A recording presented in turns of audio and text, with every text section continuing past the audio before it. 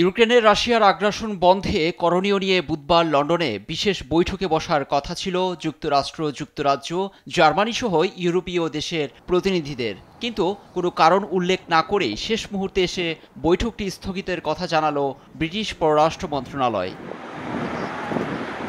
যুদ্ধবন্ধে শান্তি প্রস্তাবের অংশ হিসেবে ক্রিমিয়ার উপর রাশিয়ার দখলকে স্বীকৃতি দেওয়ার যে সিদ্ধান্ত নিতে যাচ্ছে ট্রাম্প প্রশাসন তা প্রত্যাখ্যান করেন ইউক্রেনীয় প্রেসিডেন্ট ভলোদিমির জেলেনস্কি। তিনি জানান, ইউক্রেন কখনো রাশিয়ার হিসেবে স্বীকৃতি মেনে নেবে না। এসব ঘটনার মাঝে মার্কিন পররাষ্ট্র দপ্তরের মুখপাত্র টমি ব্রুস জানান, লজিস্টিক্যাল ইস্যুর কারণে লন্ডনে যাচ্ছেন না রুবিও। এরপরেই বৈঠক স্থগিতের বিষয়টি জানালো ব্রিটিশ সরকার।